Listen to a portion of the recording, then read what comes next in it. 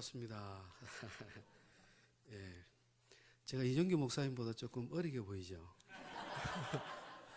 아니, 안 그래요, 실제? 예, 아니요. 저기, 그, 저는 군대 생활을 좀 오래 했는데요. 그, 해군 동기들하고 같이 이렇게 다니면, 예, 삼촌하고 조카가 다니는 줄 알아요. 예, 제 동기들 이렇게 같이 있으면, 예, 제가 봐도 할아버지예요. 저도 손주가 둘 있어요. 예, 손주가 둘 있고, 셋째 손주가 지금 이제 또 내년에 초에 나옵니다. 예, 뭐 어르신들 앞에서 제가 나이를 말씀드릴 수는 없고, 예. 저는 오늘 이 교회에 정말 감사하고, 기쁜 마음으로 왔습니다. 왜냐하면, 바닷가에 사는, 바닷가에 사는 사람들은요, 그 바다의 감사함을 잘 모릅니다. 왜? 자기가 항상 거기서 살고 있기 때문에 잘 못 느낍니다. 이정규 목사님이 옛날에 이 교회로 부임한다는 이야기를 듣고 제가 소식을 전해 듣고 우리 교회에서 제가 기도를 이렇게 했어요. 기도를 하는데 하나님께서 이 교회를 참 기뻐하시더라고요. 그래서 제가 솔직히 이야기하면 이정규 목사님이 좀 아깝다. 예. 저는 처음에 이정규 목사님이 여기 건강교회 가신다고 그래서 금자가 붙어서 예. 한 500명, 1000명 되는 교회인 줄 알았어요. 예.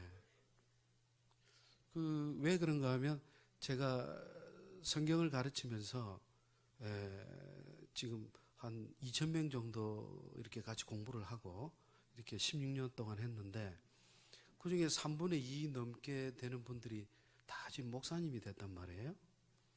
근데 그 중에서 제일 귀한 목사님 중에 한 분인데, 예. 그래서 제가 기도하면서 딱 하나님이 주시는 음성이 하나님께서 왜 건강교회를 부르셨을까? 하나님께서 이정규 목사님을 통해서 건강교회를 만지시고 새롭게 세우시려고 하신 게 아닌가 그런 음성을 들었어요. 그래서 참 기쁘고 얼마나 감사한지. 예. 여러분들 앞으로 이정규 목사님과 주님 다시 오실 때까지 진리 안에서 기도로 우뚝 서시기를 축원합니다. 아멘. 오늘 제가 전하고자 하는 말씀은요, 로마서 1장 1절입니다. 저는 로마서를 상당히 좋아합니다. 세계적인 21세기, 20세기로 봐야 되겠죠. 20세기 최고의 신학자죠. 로이드 존스. 지금은 떠나가셨지만, 그분은 이 로마서 책 한 권을 가지고 14년을 설교했어요. 책 하나를 가지고. 그 설교한 그 내용들이 지금 로이드 존스의 로마서 강해라고 해서 이만한 책으로 지금 나와 있습니다.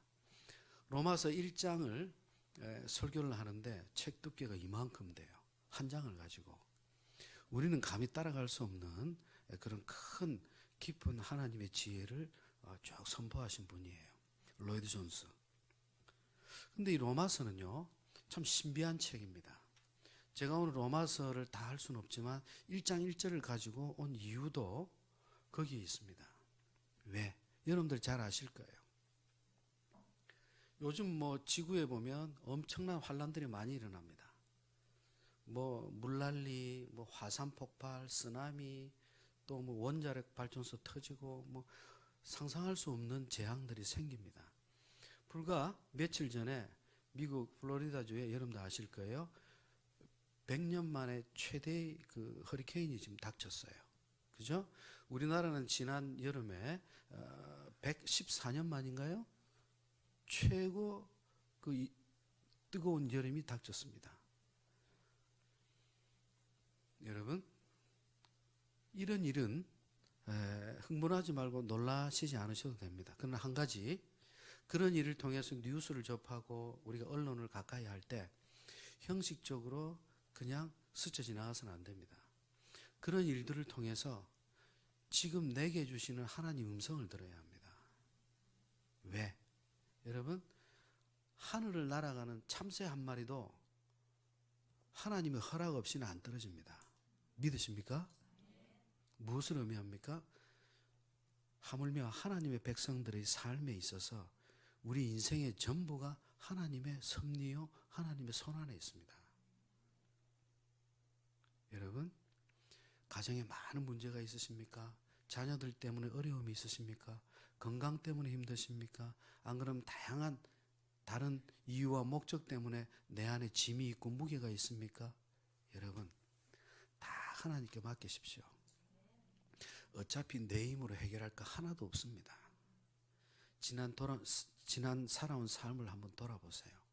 여러분, 우리는 여기 앉아있을 사람이 한 사람도 없습니다. 저를 포함해서. 아무리 행복하고 아무리 아름다운 가정일지라도 툭하면 부부싸움하고 툭하면 오해하고 아파하고 합니다. 인간이기 때문에. 우리는 혹자는 장로님 권사님의 겉모습을 보고서 나도 저런 분처럼 살아가면 얼마나 좋을까. 염려하지 마세요. 그분도 우리처럼 아픕니다. 그 권사님도 남편 때문에 그저 속앓이를 하고 있고, 그 장로님도 그 아내 때문에 그저 답답해서 또 그렇게 힘들어합니다. 여러분, 우리 모두는 똑같아요. 다 죄인들입니다. 하나님 앞에 고개를 들 수 있는 사람이 한 사람도 없어요. 그렇게 큰 홍수가 이번에 우리나라도 또 닥치고 들이닥치고 합니다. 홍수는 물로 뒤덮는 재앙을 이야기합니다. 그죠? 근데 신비해요. 그렇게 태산을 물로 넘쳐나는데, 모든 동서남북이 물로 넘쳐나는데 홍수 가운데 신비한 것이 마실 물이 없어요.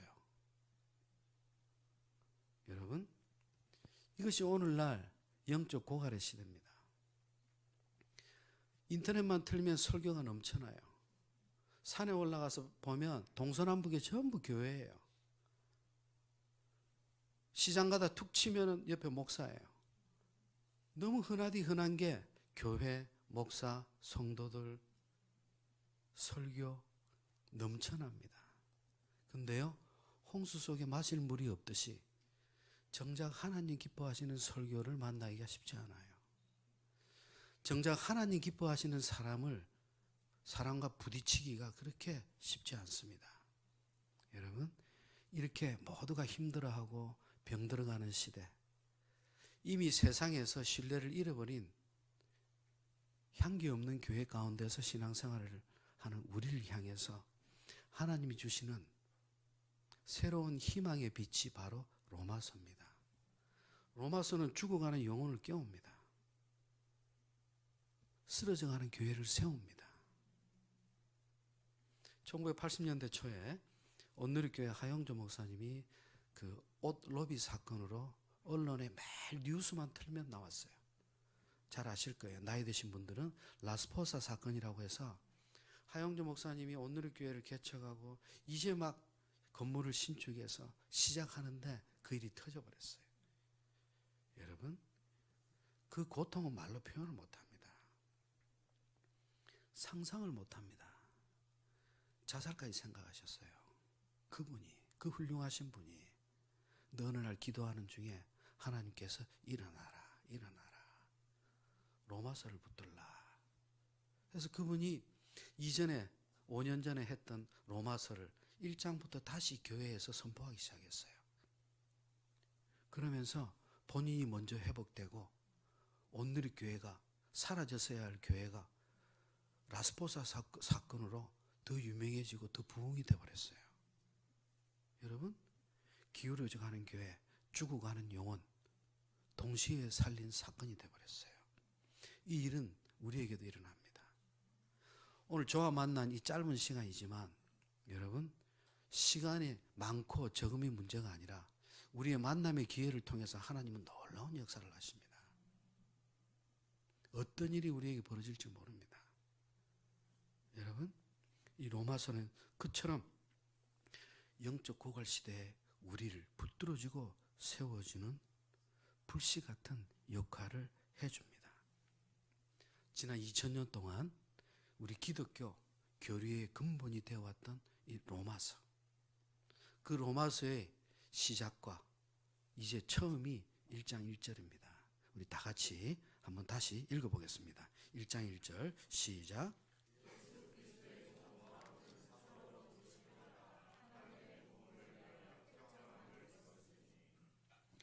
예수 그리스도의 종 바울은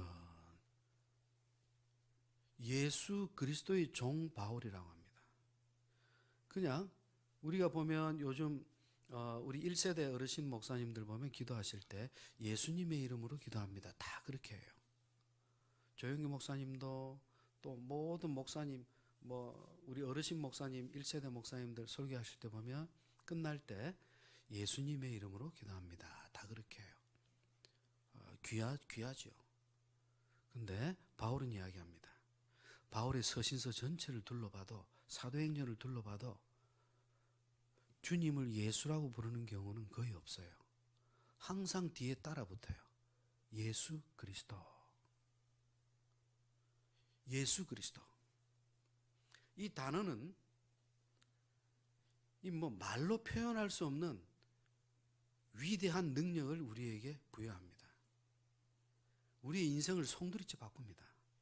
이 이름 하나가 놀라운 이름이에요. 근데 우리는 이 이름을 너무 쉽게 내뱉고 너무 쉽게 우리는 사용해요. 여러분, 2000년 전의 초대교회는, 2000년 전의 당시의 교회는요, 예수 그리스도라는 이름 하나만으로 설교가 끝나버렸어요. 그 이름이 그냥 나오면 성도들은 눈물을 쏟기 시작했어요. 가슴이 찢어지고 상처나고 아픈 자들은 회복되기 시작하는 놀라운 역사가 일어났어요. 예수 그리스도, 그 이름 하나 때문에, 그 이름만으로 그런 능력이 실제 일어났어요. 근데 그 엄청난 예수 그리스도라고 하는 이름의 힘과 능력이, 그 열매가 오늘날은 사라졌어요. 예수 그리스도 10번을 반복해도 그런 내 가슴을 짓누르고 감동적인 눈물은 나지 않습니다. 왜? 그분의 십자가가, 그분의 찢어지는 상처가 내 안에 없기 때문입니다. 2000년 전에 그들에겐 주님의 아픔이 자기들의 심령 가운데 함께 자리 잡고 있었어요. 그럼 우리가 믿음이 부족한 것이냐, 우리가 잘못된 것이냐? 아니에요. 사도 바울도 우리 시대에 지금 살고 있다면 우리보다 성경 더 안 볼지도 몰라요. 바울을 무시하고자 하는 게 아니에요. 모든 것이 그 사람의 능력이 아니라 때에 맞게 쓰시는 하나님의 은혜입니다. 노아는, 창세기에 보면 노아는 의인이라는 메시지가 나옵니다. 근데 그 요절 바로 앞절을 보면 노아는 하나님의 은혜를 입었다라고 말씀합니다. 무슨 말입니까? 노아가 의인이 된 것은 노아가 잘나서 그런 게 아니라 하나님의 은혜를 입었기 때문에 의인이 된 거예요. 이 중에 능력 있는 삶을 살아가신 분들이 있습니까? 사회에서 부귀영화를 누리고 높은 직위에서 많은 것을 간직하고 계신 분들이 계십니까? 마치 내 능력과 내 힘으로 그렇게 된 걸로 착각할 수 있습니다. 아니, 다 하나님이 주신 거예요. 하나님이 내 삶의 전부를 주셨다고 인정할 때 우리는 하나님께 헌금하고 11조 드리고 하면서도 전혀 내 머릿속에 수치와 계산은 없습니다. 하나님이 주신 것이기 때문에 하나님께 돌려드릴 뿐이에요. 근데 초신자일수록, 믿음이 연약할수록, 말씀으로부터 멀어져 있을수록 산술적인 계산이 자꾸 내 머릿속을 지나가요. 오늘은 요만큼만 드리면 되는데 조금 떼야지. 응? 갑자기 헌금 준비가 안 됐다가 선교사님이 와서 갑자기 선교헌금을 해요. 지갑을 열어보니까 10만 원짜리 수표밖에 없어. 5천 원짜리, 만 원짜리가 없어. 난감하죠. 1,000 원짜리 드릴 수도 없고, 수표를 찢을 수도 없고, 막 그런 갈등, 저도 신학 다 하기 전에 갈등을 저도 똑같이 겪었어요. 여러분, 염려하지 마세요. 그게 내 모습이에요. 아멘. 근데 우리는 그 모습으로 끝나지 않습니다. 그러고 나서 우리는 찔림을 받습니다. 아, 내가 왜 그랬을까? 내가 이래서는 안 되는데. 왜 그런 찔림이 있을까요? 내 안에 성령님이 살아계시기 때문입니다. 아멘. 그래서 바울은 이야기합니다. 성령 안에서 예수 그리스도의 종 바울은, 여기서 종이라고 하는 것은 헬라어로 둘로스예요. 2000년대의 종, 2000년 전에 여자, 2000년 전에 노예가 종이죠. 2000년 전에 이방인, 이 세 가지 부류의 사람들은 인간 대접을 못 받았어요. 여자는 남편에게 속한 하나의 소유물이었어요. 재산 목록이었어요. 종도 마찬가지예요. 노예도 마찬가지예요. 자기 주권이 없어요. 주인에게 속한 자예요. 그래서 주인이 나가라 하면 나가야 되고, 주인이 죽어라 하면 죽어야 돼요. 그것이 2000년 전에 있었던 로마 당시에 파트리아 포테스타스라고 하는 용어예요. 파트리아 포테스타스, 이게 뭐냐? 모든 가정, 모든 나라의 주권은 황제, 그리고 가정의 부권, 아버지에게 있다는 거예요. 권위가. 그게 파트리아 포테스타스예요. 여기 파트리아라고 하는 것은 오늘날 father를 이야기하는 거예요. 아버지의 힘, 권력, 권위를 이야기하는 거예요. 가정에 그 누구도 아버지의 권위에 맞설 수가 없어요. 로마 시대. 아버지가 나가라고 하면 자녀는 나가야 됩니다. 호적에서 지워집니다. 아버지가 그럴 권한을 갖고 있어요. 바울은 그것을 알았어요. 자기는 그런 시대를 살았어요. 그래서 그 이상으로 자기는 어차피 자기의 전부는 하나님의 것이라는 것을 알고 있었어요. 언제든지 주님을 위해서 예수 그리스도의 그 이름으로 죽으라고 하면 죽을 준비가 돼 있었어요. 왜? 자기는 종이니까. 자기는 둘로쓰니까. 예수 그리스도의 종이니까. 예수 그리스도의 종, 예수의 종이라고 안 그랬어요. 예수 그리스도의 종. 예수 그리스도가 무슨 뜻이에요? 예수는 그리스도라는 뜻이에요. 그게 예수 그리스도예요. 예수가 그리스도라는 거예요. 예수라고 하는 뜻은요, 구약에서 호세아, 여호수아 다 똑같은 이름이에요. 구원하다라고 하는 의미를 내포하고 있어요. 같은 이름이에요. 그래서 여호수아가 이스라엘 백성을 인도해서 가나안 땅으로 들어간 것은, 요단강을 건너서 가나안 땅으로 들어간 것은 여호수아, 즉 예수 그리스도께서 하나님의 백성들을 데리고 천국으로 입성하는 모습을 예표하는 거예요. 그래서 다 죽고 1세대가 다 죽고 딱 두 사람, 여호수아와 갈렙만이 살아서 가나안 땅으로 들어가죠.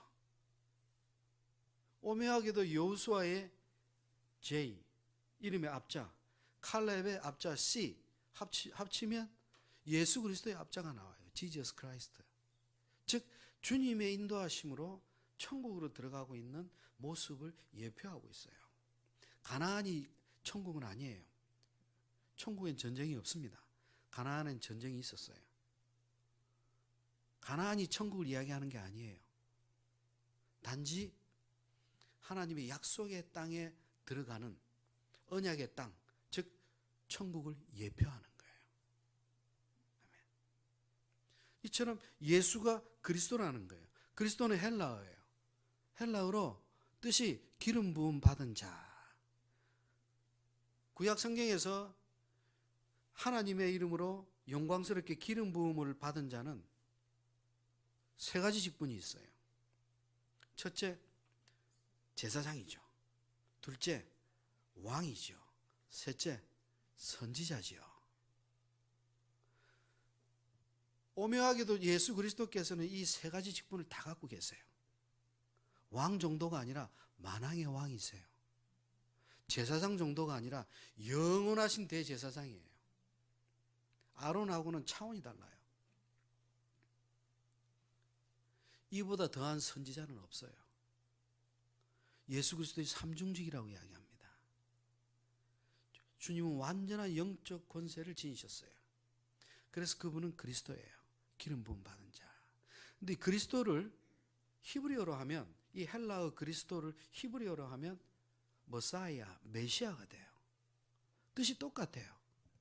즉 구약 성경에서 하나님께서 앞으로 만민의 죄인들을 구원하기 위해서 내가 메시아를 보낼 것이다. 미가서 5장 2절에는 이 메시아가, 미가 선지자는 예수님께서 탄생하기 700년 전에, 예수님께서 태어나시기도 전에 700년 전에 예수님께서 베들레헴에서 태어날 걸 예언하십니다. 이사야 선지자도 마찬가지예요. 미가 선지자하고 같이 활동을 했어요. 동시대 선지자예요. 이사야도 그 예수님이, 그 메시아가 처녀의 몸에서 태어날 것이라고 예언합니다. 이게 말이나 돼요? 소름 돋죠. 성경을 안 믿을래요? 안 믿을 수가 없어요. 알면 알수록 진리 안으로 빨려 들어가요. 영혼의 블랙홀이에요. 못 빠져나와요. 근데 우리 성도분들은 너무 잘 빠져나와요. 블랙홀 속으로 별로 안 들어가기 때문에. 여러분, 진리를 더 깊이 사모하는 여러분 되기를 축원합니다. 아마 잘은 모르겠지만 이정규 목사님이 설교가 딱딱할 수도 있어요. 아마 주중에는 강해 설교를 좀 많이 할 거예요. 저도 16년째 그렇게 하고 있어요. 예. 주중에는 일반 설교를 안 해요. 왜? 너무나 단편적이고 너무나 국부적이기 때문에 많은 메시지를 전해드릴 수가 없어요. 그래서 한 장 한 장에서 한 절 한 절을 놓고 한 장을 하는데 2시간씩 그렇게 쭉 이렇게 성경을 한 절 한 절을 풀어서 다 설명을 해드립니다. 이 블랙홀에 한 빠지기 시작하면 이제 말씀이 얼마나 달고 오묘한지 못 견뎌요. 자다가도 깜짝 놀래요. 잠꼬대도 성경으로 해요. 예? 여담입니다만은. 예? 여러분, 예수 그리스도의 종 바울은, 즉 예수 그리스도, 예수가 그리스도요, 예수가 메시아요, 예수가 구세주란 뜻이에요. 아멘. 예. 그 종 바울은 사도로 부르심을 받았다. 참 종은요, 참 하나님의 백성들, 참 하나님의 종들은, 목자들은 자기가 하고 싶어서 이 길을 갈 수가 없어요. 신학교 다닐 때 진짜와 거짓 종들이 함께 섞여 있어요. 교회 안에도 참 성도와 아직 무르익지 않은 연약한 성도, 또 그 밑에 거짓 성도들이 같이 섞여 있어요. 그래서 예수님이 말씀하시죠. 주님께서 다시 오실 때 내가 알곡과 가라지를 구별해서 알곡은 들어서 당신과 함께 천국으로 들림받게 하시고 가라지는 모두 불 속으로 던질 터인즉 이를 갈며 통곡함이 있을 것이다.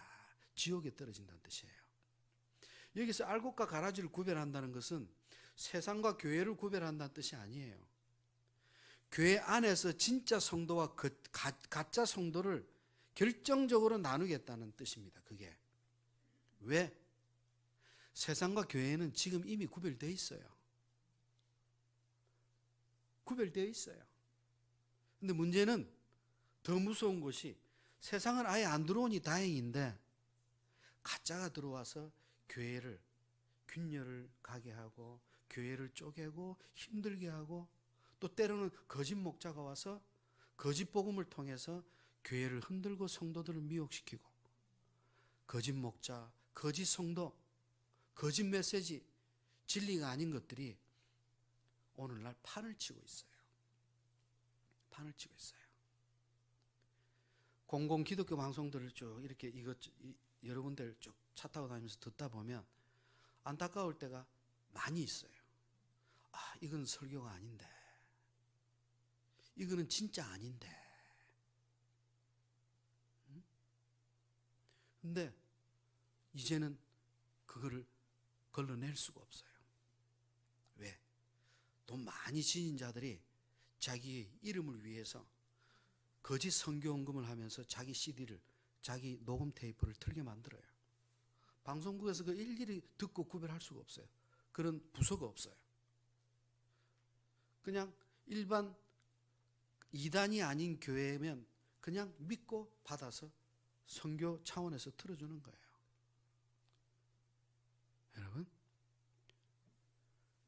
여러분들이 진리 안에서 빛과 어둠을 구별하셔야 합니다. 참과 거짓을 나눌 줄 알아야 합니다. 그렇게 하기 위해서는 말씀을 붙들어야 합니다. 에베소 6장에 보면 하나님의 군사들을 위한 전신갑주가 나와요. 쭉 읽어보시면 처음서부터 90%가 하나같이 사탄에 대해서 막기 위한 방어형 무기예요. 투구, 갑옷, 허리띠, 신발 다 막는 거예요. 이길 수 있는 무기는 하나도 없어요. 지키는 것밖에 없어요. 제일 마지막에 하나 나옵니다. 성령의 검, 곧 하나님의 말씀을 붙들라고 나옵니다. 왜? 하나님이 말씀이시기 때문입니다. 요한복음 1장 1절 태초에 말씀이 계시니라. 이 말씀이 하나님과 함께 계셨으니 이 말씀이 곧 하나님이시라. 그래서 하나님의 말씀 안에는 권위가 있고 능력이 있고 생명이 있어요. 그래서 사람의 말도 마찬가지예요. 한번 뱉으면 쓸어 담기가 힘들어요. 시위를 떠나는 활과 쏟아진 물과 이 뱉은 말 세 가지는 담을 수가 없어요. 그만큼 말씀의 능력이 있습니다. 사람의 말에도 다른 사람을 상처 주고 다른 사람을 회복시키고 위로하는 능력이 있을진데 하나님의 말씀은 말로 표현할 수가 없죠. 그 말씀은 우리가 안 붙들 이유가 없죠. 목숨 걸고 붙들어야 합니다. 아멘. 그래서 바울은 예수의 종이 아니라 예수 그리스도의 종 바울은 사도로 부르심을 받았다. 사도는 보냄을 받은 자, 아포스톨로스예요. 주님으로부터 하나님으로부터 그냥 눌러앉은 자가 아니라 교육만 받고 있는 사람이 아니라 파송을 받았어요. 보냄을 받았어요. 그게 사도입니다. 우리 성도들이 다 모두가 사도예요. 모든 성도들이 성경에서 이야기하는 그 사도, 주님께서 병 고치는 능력을 주시고 각종 권세를 주셨죠. 귀신을 쫓아내고 그 능력을 받은 사도라는 뜻이 아니에요. 하나님을 말씀을 받아서 교회 안에만 눌러 있지 아니하고 세상으로 나가서 복음을 전파하는 자의 뜻으로 우리 모두가 전하는 자, 보냄을 받은 사도에 해당이 됩니다. 바울이 사도로 부르심을 받았대요. 하나님의 복음을 위해서 택정함을 입었어요. 처음에 바울의 전도는요, 그 누구도 안 믿었어요. 왜? 바울이 기독교를 제일 핍박하던 그 부류의 아주 골수분자였어요. 기독교인이라고 하면 발본 세곤에서 죽이고 핍박하고 힘들게 하던 자예요. 아주 악질 중에 악질이 바울입니다. 자기 스스로 이야기하죠. 내가 죄인 중에 괴수였다. 악질 중에 순악질이었다. 그 뜻이에요. 우리말로 하면. 진짜 나쁜 놈이었어요. 그 누구하고도 그가 전하는 말을 믿으려고 하지 않았고 배우려고 하지 않았어요. 여러분, 우리나라에 그 창무국의 1인자가 있습니다. 여러분 잘 아실 거예요. 무형문화재 공옥진 씨. 지금 언론에서 공옥진이나 이름을 치면 무형문화재, 우리나라 창무국의 1인자, 그리고 병신춤의 대가 이렇게 떠요. 그 병신이라는 단어가 그 조심스럽게 써야 할 단어지만 언론에는 지금도 그렇게 치면 나옵니다. 근데 이 사람이 언제부터 그 세계적인 병신춤의 대가가 된지 아세요? 이 사람은 그냥 유명한 그 창극 그 연예인이었어요. 근데 이 사람은 곱사춤부터 시작해서 문둥이춤, 안전뱅이춤, 외발춤, 절름발이춤, 온갖 장애인들의 춤을 다 인간이 겪는 질병들을 싹 리스트를 놓고 그 중에서 춤으로 출 수 있는 제목들을 다 뽑아냈어요. 그렇게 해서 57가지를 춤으로 만들었어요. 그리고 어느 날 공옥진 씨는 이 춤을 실제 장애인들 앞에서 추게 됩니다. 난리 났어요. 여러분, 장애인들 앞에서 병신춤을 춘다는 것은 그 사람들을 욕되게 하는 겁니다. 엄청난 자존심을 짓밟는 겁니다. 실제 그 일이 일어났어요. 다들 조마조마했어요. 이 큰일 났다. 공옥주의는 끝이다. 왜 스스로 지옥으로 들어갔을까? 난리가 났어요. 그리고 2시간 동안 병신춤이 끝났어요. 리사이틀이 끝나고 모든 대부분의 장애인들이 감동 속에서 눈물을 흘리고 앞으로 나와서 공옥진 씨를 껴안고 그렇게 그분에게 감사함을 표시를 했어요. 병신춤을 통해서 병신들을 보여준 것이 아니라 그들이 겪고 있는 아픔과 그들의 마음속에 내재된 그들의 마음을 춤을 통해서 다 뱉어낸 거예요. 그들이 평소에 부끄럽고 쑥스러워서 하지 못하던 표현, 말, 행동, 이런 모든 것들을 다 끄집어냈어요. 다 오픈시켰어요. 다 보여줬어요. 더 이상 부끄러울 것이 없어요. 수십 개의 질병을 지닌 환자들이 비정상적인 사람들이 지니고 있는 열등감, 그 모든 것들을 끄집어서 춤으로 다 보여줘 버렸어요.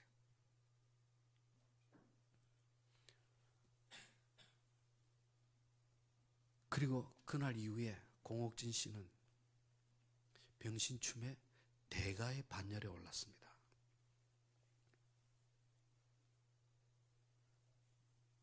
저는 오늘 이 공옥진을 통해서 바울을 이야기하고자 합니다. 기독교인을 잡아서 죽이고 핍박하고 아프게 했던 자가 그 입에서 복음을 전하고 그가 감히 기독교인들 앞에서 설교를 하고 그가 예수를 사랑한다고 누가 믿겠어요?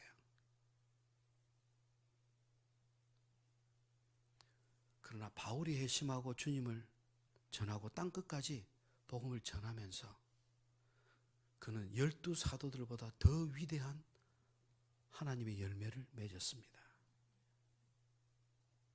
그 바울, 자신의 목숨의 전부를 던져서 땅끝까지 전했던 그 복음의 핵심, 그것이 바로 예수 그리스도 그 이름이었습니다. 그 이름을 전하기 위해서 자신의 생명을 던졌고 자신의 전부를 내려놨어요. 예수 그리스도. 그 이름 때문에 수많은 사람들이 엄청난 대가를 치렀어요. 12사도들 중에 야고보, 사도행전 12장 2절에 보면 12사도들 중에 최초로 순교하는 인물이 됩니다. 헤롯 왕에게 목을 베어서 죽게 되죠. 그리고 마태, 유대인들의 전승에 의하면 이디오페에서 복음을 전하다가 현장에서 칼에 난자당해서 죽습니다. 바돌로메, 이란 북쪽에 있는 아르메니아에서 복음을 전하다가 붙잡혀서 살아있는 채로 묶인 채로 머리에서부터 발끝까지 인피, 가죽을 벗겨냅니다. 가죽을 벗겨냈는데도 바돌로메는 살아있는 채로 온몸을 부들거리면서 주님을 부인하지 않습니다. 그 바돌로메의 가죽이, 그 인피, 머리부터 발끝까지 그 가죽이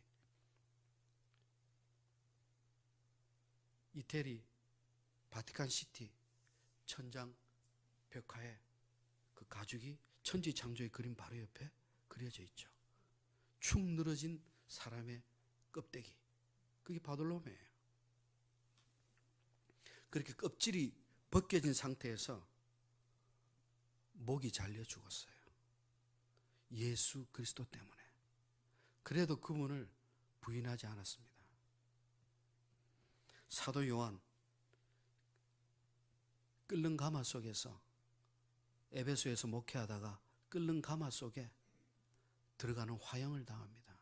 온몸이 녹아서 죽었어야 했어요. 하나님은 그를 살려주십니다. 왜? 성경의 마지막 책을 쓰게 하시기 위해서. 그리고 그는 기적적으로 살아서 반모 섬으로 유배됩니다. 거기서 착취당하던 어느 주일날 아침에 환상 가운데 주님의 계시를 받아서 쓴 성경의 마지막 책이 요한계시록입니다. 그리고 그는 나와서 그 이후에 순교당합니다. 베드로 잘 아실 거예요. 로마의 황제 중에 최연소 황제, 17세의 황제가 된 네로가 있었습니다. 네로는 원래 황제의 핏줄이 아니었어요.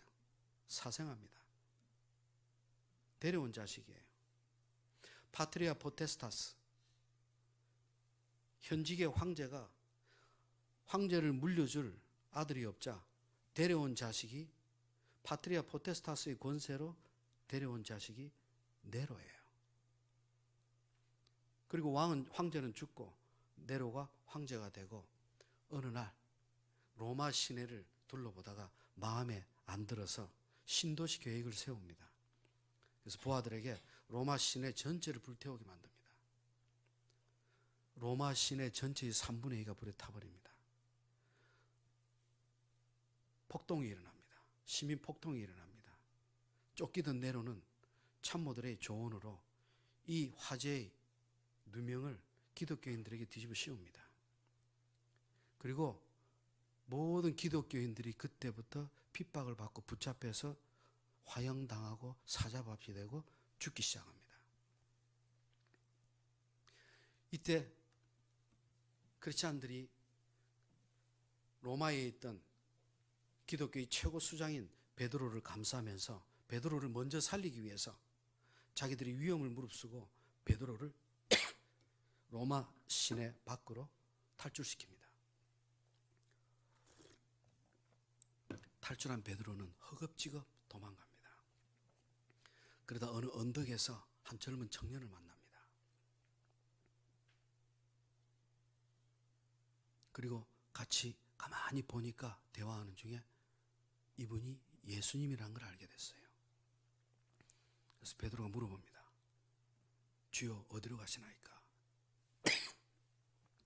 코바디스 도미네. 주님이 말씀합니다.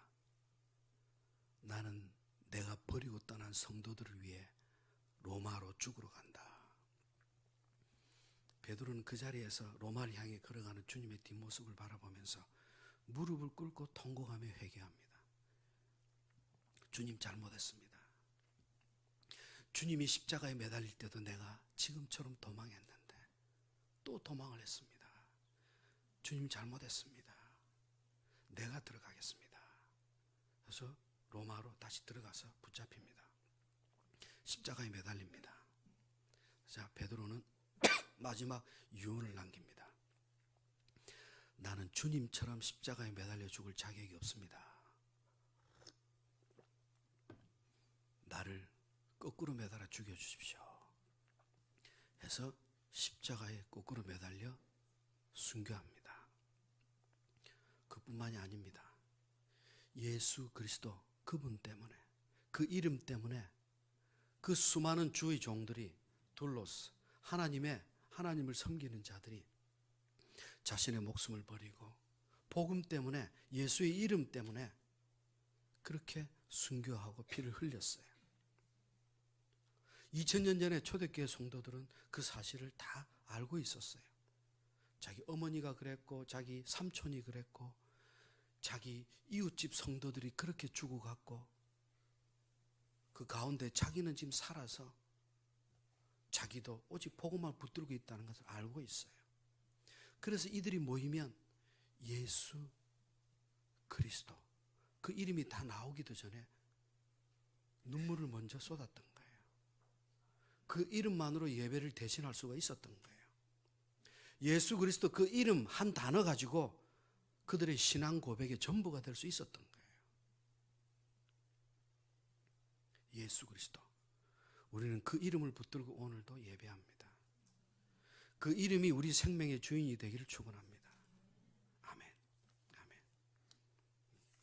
이 예수 그리스도, 예수가 그리스도요, 예수가 메시아요, 예수가 구원자요. 그리고 성령님은 바울을 통해서 지금 우리에게 이야기합니다. 유대인들아, 로마인들아, 아니에요. 우리를 향해서 이야기합니다. 너희들이 예수를 십자가에 죽였다. 내가 죽인 그분이 2000년 전에 십자가에 달리신 그분이 지금 너희 죄 때문에, 너 때문에 십자가에서 대신 죽으셨다. 어찌 내가 내 이름을 잊을 수 있겠느냐? 어찌 너희들이 내 이름으로 드리는 예배를 소홀히 할 수가 있겠느냐? 어찌 너희들이 진리를 위해서 바울처럼 베드로처럼 그리고 수많은 순교자의 그 열매처럼 너희들이 어찌 그를 멸시할 수 있겠느냐? 사랑하는 성도 여러분, 바울은 특별한 사람이 아니에요. 다윗도 특별한 사람은 아니에요. 모세도 특별한 사람은 아니에요. 다 우리하고 똑같은 죄인들입니다. 아브라함은요, 하나님의 택하심을 통해서 믿음의 조상이 된 거예요. 아브라함은 아내의 정조를 2번이나 팔아먹었어요. 여기 앉아 계신 남자분들 중에 아내의 몸을 2번씩이나 팔아먹은 남자는 아마 없을 거예요. 자기 아내를 매춘굴에 던졌던 사람, 한 번이라도 던진 남편 그래 많지 않을 거예요. 아브라함 2번이나 그랬어요. 우리 보고 하라고 해도 못할 거예요. 다윗은 밧세바를 범했어요.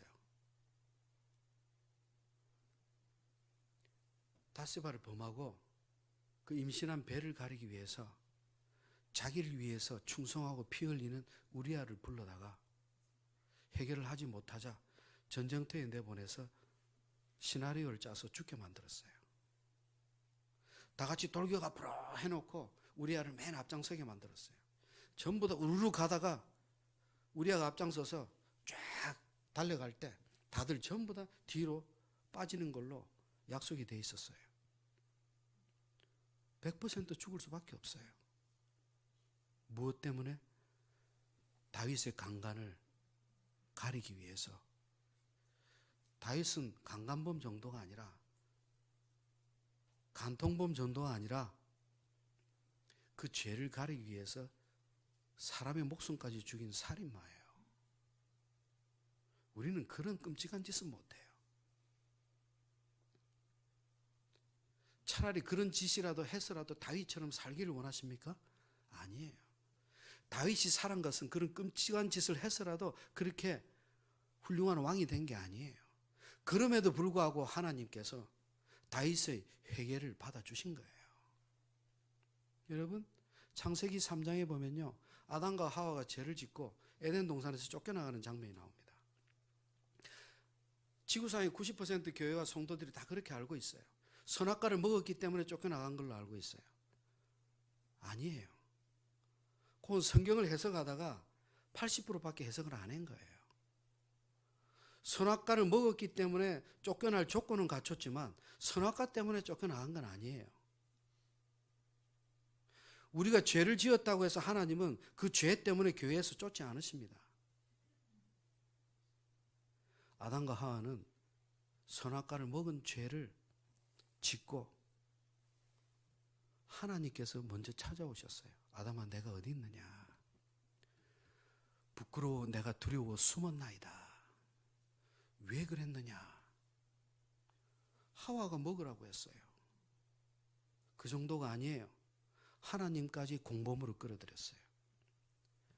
하나님께서 짝지어준 여자, 그 여자가 나에게 먹으라고 그랬어요. 하나님이 결혼시켜주지 않았다면 나는 이런 일 안 저질렀을 건데 하나님까지 공범으로 만들었어요. 하와야, 너는 왜 그랬느냐? 뱀이 나를 꼬드겨서 그랬습니다.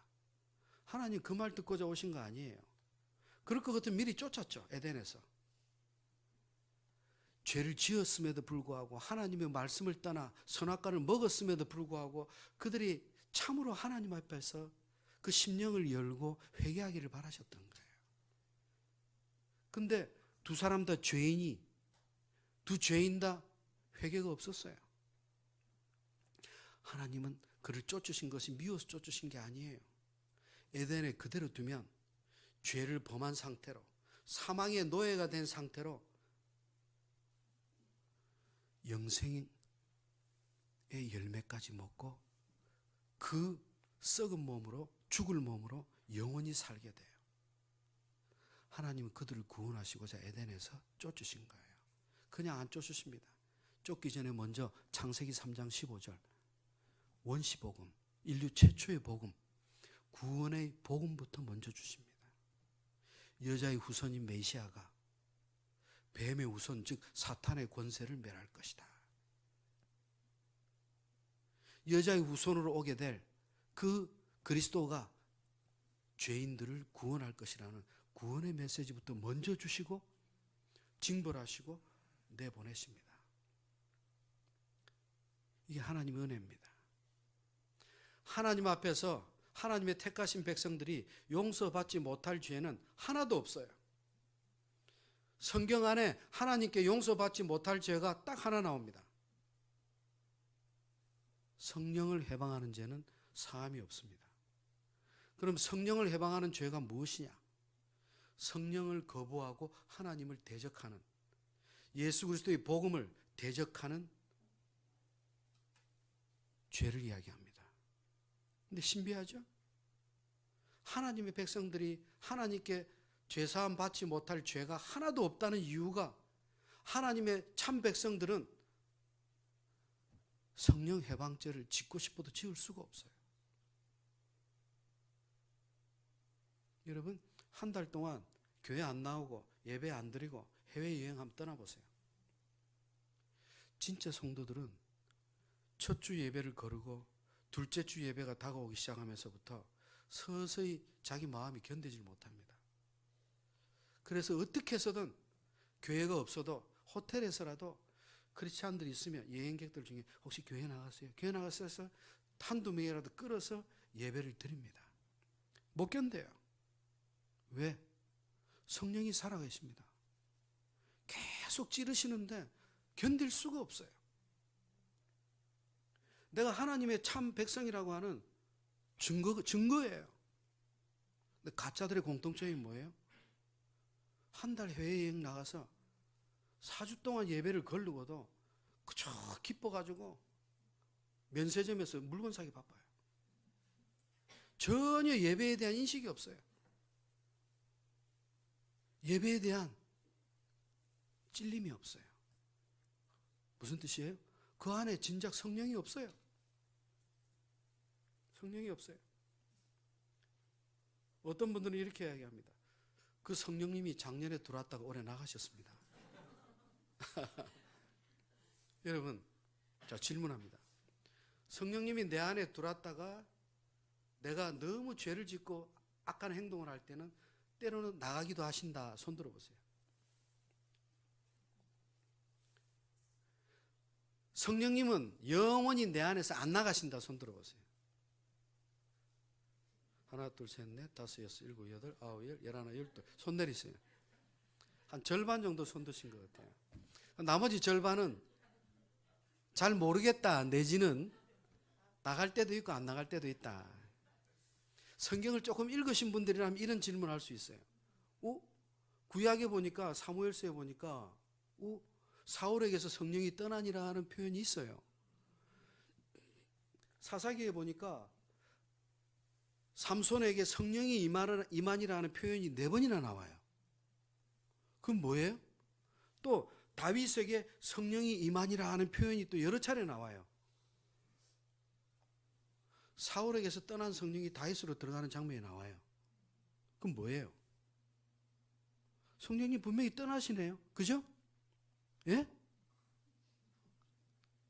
그럼 아까 영원히 안 떠나신다는 분 틀렸네요. 성경 분명히 떠났잖아요. 여러분, 구약시대는 성부 하나님 시대였어요. 예수 그리스도 메시아도 오지 않으셨고 성령님도 아직 임마누엘로 이 땅에 임재하지 않으셨어요. 예수님도 주의 사자로 수시로 내려와서 야곱하고 씨름도 해주시고 주의 천사로 나옵니다.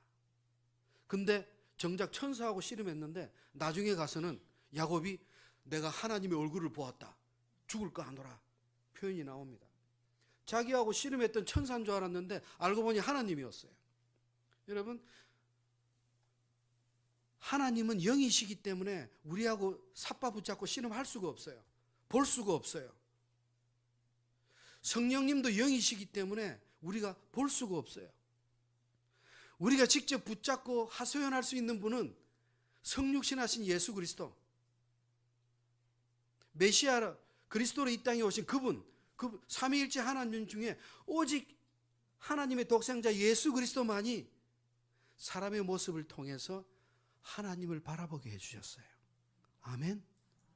그분이 없었다면 우리는 영원히 성부 하나님을 우리는 알 수 없었을 거예요. 오직 그분을 통해서, 예수를 통해서 하나님을 만나고 그분을 통해서만이 길이요 진리요 생명이요 구원을 얻을 수가 있습니다. 예수 그리스도. 오늘 이 짧은 시간의 예배를 통해서, 늦은 시간의 예배를 통해서 그동안의 10년 가운데 무거운 짐을 지고 고난의 짐을 지고 아픔의 짐을 지고 또 각자 오해, 미움, 시기, 질투, 불면 다양한 질고를 통해서 아파하시고 무거워하시는 영혼들이 계실 겁니다. 손을 얹고 이 시간 떠나갈지어다. 아니에요. 하나님 앞에 순결한 마음으로 정직하게 하나님, 내가 이것을 잘못했습니다. 하나님, 내 진심으로 하나님 앞에 아뢰지 못했습니다. 하나님, 회개합니다. 받아주시옵소서. 정직하게 기도하는 그 시간, 바로 그 시간 즉시 동시에 하나님은 연락받으십니다. 어떤 분들이 기도하면서 자기가 드리는 기도가 천국으로 올라가는 시간을 계산하는 분들이 있어요. 계시록에 나옵니다. 24장로가 들고 있는 금대접은 성도들이, 하나님의 참 백성들이 드리는 기도의 향기라, 기도의 향연이라. 새벽부터 이 늦은 시간까지 기도하는 여러분들의 그 영혼의 숨결이 즉각적으로 하나님은 응답하십니다. 하나님 응답은 우리의 기도하는 즉각적인 응답입니다. 2개월 작정 기도 들어가서 2개월 뒤에 응답받는 기도가 아니에요. 내가 지금 하나님 회개합니다. 즉각 하나님은 용서하십니다. 그러나 단 한 가지, 지은 죄의 준경에 따라서 죄의 책임, 징벌은 받게 됩니다. 그거 두려워하지 마세요.